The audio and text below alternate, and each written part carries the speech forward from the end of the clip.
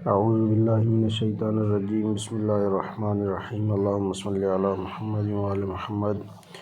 السلام علیکم یا امام الرؤوف، السلام علیکم یا غریب الغرباء، السلام علیکم یا معین الضعفاء، السلام علیکم یا سلطان العرب والعجم، یا علی ابن موسیٰ الرضا الراضی بالقدر والقضاء ورحمۃ اللہ۔ السلام علیکم ناظرین، میں ہوں جہانگیر منظور حسین اور آپ دیکھ رہے ہیں میرا یوٹیوب چینل۔ ناظرین کرام، حسب روایت آج بھی میں آپ کو منفرد زیارت کروانے والا ہوں اور کچھ منفرد چیزیں بتانے والا ہوں کہ مولا امام رضا سرکار ولایت کے 8ویں پھول جب مدینہ سے ایران ان کو بلایا گیا تو ان کا ایران میں سب سے بڑا استقبال کس مقام پر ہوا، وہاں پہ کون سے معجزات و برکات رونما ہوئی، اور امام رضا سرکار نے ایک مفلس اور غریب عورت کے گھر میں کیسے قیام فرمایا۔ تو ہم آ چکے ہیں نشاپور کے علاقے میں، اور یہ ہے قدم گاہ مبارک امام رضا علیہ الصلوۃ والسلام۔ یہ ایک بازار چاہے قدم گاہ پہ آنے کے 2 راستے ہیں عمومی طور پہ، جو باہر سے زائرین آتے ہیں تو دونوں طرف سے چھوٹا سا بازار چاہے جہاں پہ یہاں کے فریش پھل، ڈرائی فروٹ، مولا امام رضا علیہ الصلوۃ والسلام کے قدم مبارک کی شبیہات، یہاں کے چشمے کا پانی بھرنے کے لیے پلاسٹک کے یہ کینز وغیرہ، اور بالخصوص نشاپور کے ساتھ منسلک مشہور نشاپوری فیروزے مل سکتے ہیں۔ عمومی طور پہ تبرکات کے لیے زائرین یہاں سے وہ چیزیں اپنے ساتھ لے جاتے ہیں۔ تو یہ جی ہم آ گئے قدم گاہ کے اندر۔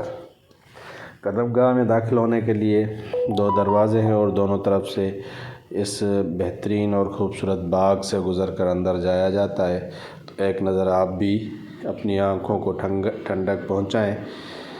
انتہائی سبزہ دار بہترین باغ ہے۔ مولا امام رضا سرکار کو جب ایران بلایا گیا تو اس جگہ پہ، اس مقام پہ ان کا تقریباً 1 لاکھ سے 1.25 لاکھ کے قریب بڑے جمع غفیر نے استقبال کیا۔ نشاپور ایک علمی اور تاریخی لحاظ سے بہت بڑا خطہ ہے۔ استقبال کرنے والوں میں محدثین کا ایک بہت بڑا گروہ تھا، جنہوں نے امام سے التجا کی کہ مولا کوئی حدیث سنا دیں، اور یہاں پہ وہ حدیث مولا نے سنائی کہ لا الہ الا اللہ حصنی فمن دخل حصنی امن من عذابی۔ اس حدیث کو حدیث سلسلۃ الذہب بھی کہا جاتا ہے، چونکہ یہ مولا امام رضا سرکار نے اپنے بابا سے، انہوں نے اپنے بابا سے، انہوں نے اپنے بابا سے، انہوں نے مولا امام علیہ السلام سے، اور انہوں نے خود رسول خدا سے سنی۔ تو اس کے تمام راوی ایسے ہیں کہ سونے کی کڑیوں والی حدیث کہا جاتا ہے اس کو۔ یہاں پہ جب مولا پہنچے تو نماز کا ٹائم تھا۔ مولا نے وضو کے لیے پانی دریافت کیا تو پانی اس ٹائم یہاں پہ تھا نہیں۔ لوگوں نے کہا مولا یہاں پانی نہیں ہے، تو مولا نے اپنے خادم سے کہا کہ یہ پتھر اٹھاؤ۔ بعض روایت میں ہے کہ خود مولا نے وہ پتھر اٹھایا، ہٹایا وہاں سے، تو وہاں سے پانی پھوٹ پڑا۔ یہ چشمے کا پانی جو آ رہا ہے، تو وہاں سے پانی پھوٹ پڑا اور مولا نے ایک پتھر پہ کھڑے ہو کر وضو کیا۔ بعض بزرگان بتاتے ہیں کہ جس پتھر پہ مولا نے کھڑے ہو کر وضو فرمایا، اس پتھر پہ مولا کے قدم مبارک چسپان ہو گئے۔ یہ اس طرف چشمہ ہے جن کی ہم زیارت کرتے ہیں اور آپ بھی کرنے والے ہیں۔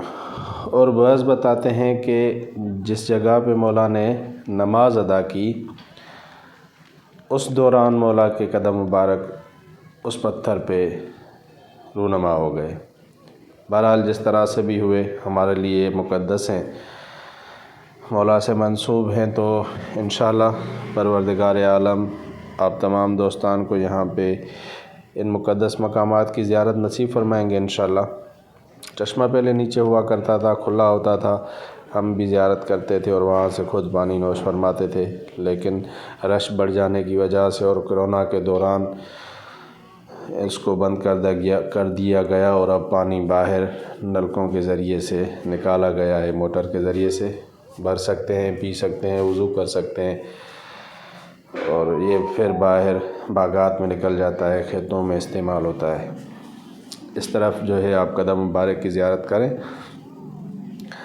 تو جناب والا یہاں پہ لوگوں نے اصرار فرمایا کہ مولا ہمیں خدمت کا موقع عنایت کریں۔ جب امیدوار بہت زیادہ بڑھ گئے تو مولا امام رضا علیہ السلام نے مولا امام علی علیہ السلام اور رسول خدا والی اسی روایت کو برقرار رکھا اور کہا کہ یہاں سے میں اپنی اس اونٹ کو چھوڑتا ہوں جس پہ مولا سوار تھے، یہ جس کے گھر میں بیٹھ جائے گا میں آج رات اس کا مہمان بنوں گا۔ تو یہاں سے مولا نے اپنی سواری والے اونٹ کو چھوڑا گیا۔ مولا کے اونٹ کو تقریباً 24 کلومیٹر کے فاصلے پہ نیشاپور کا آج جو شہر ہے وہ واقع ہے۔ اونٹ مختلف جگہوں سے گھومتا ہوا، نیشاپور اس وقت میں شیعوں کا بہت بڑا شہر تھا، اہل بیت کے چاہنے والوں کا۔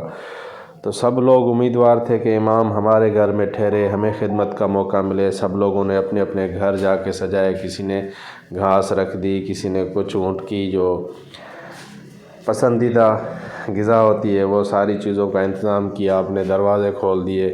لیکن جناب امام کی سواری تھی،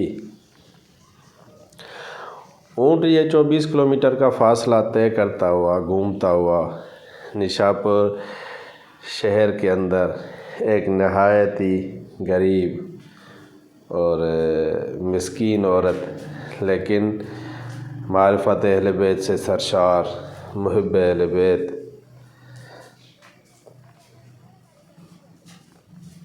اس عورت کے گھر میں جا کے بیٹھ گیا۔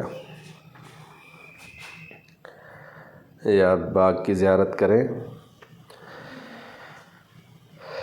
یہ اس طرف مسجد ہے قدم گاہ پہ، آنے والے لوگوں کی نماز کے لیے جامع مسجد ہے، بلکہ یہاں پہ جمعہ نماز بھی ادا ہوتی ہے، اور بہترین وضو خانہ ہے جہاں پہ موسم کے حساب سے آپ جب آؤ گے تو گرم اور سرد پانی دستیاب ہے۔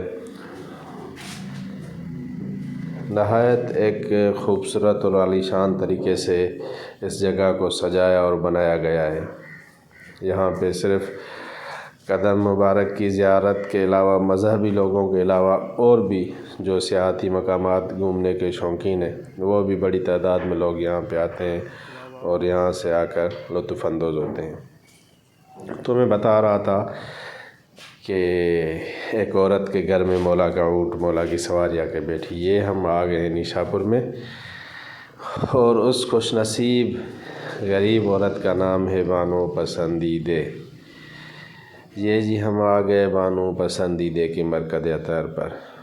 بانو کے درجات کی بلندی کے لیے اور اپنے مرحومین کی مغفرت کے لیے ایک فاتحہ آپ تلاوت کریں تو میں آپ کو اس چھوٹے سے گھر کی زیارت کرواتا ہوں جہاں پہ مولا نے قیام فرمایا۔ یہ دیکھیں تقریباً 1 مرلے کا گھر ہوگا۔ یہ چھوٹا سا گھر تھا جہاں پہ مولا کی سواری نے آ کے بیٹھی اور مولا نے یہاں پہ 1 رات قیام فرمایا۔ سلامت باشد خانم، انشاءاللہ ملتے ہیں کسی اگلی ایسی ہی زیارت پہ جو شاید ہی پہلے آپ نے کی ہو۔ اپنا خیال رکھیے گا، اپنے پیاروں کا خیال رکھیے گا، اور مجھے دیں اجازت۔ والسلام ورحمۃ اللہ وبرکاتہ۔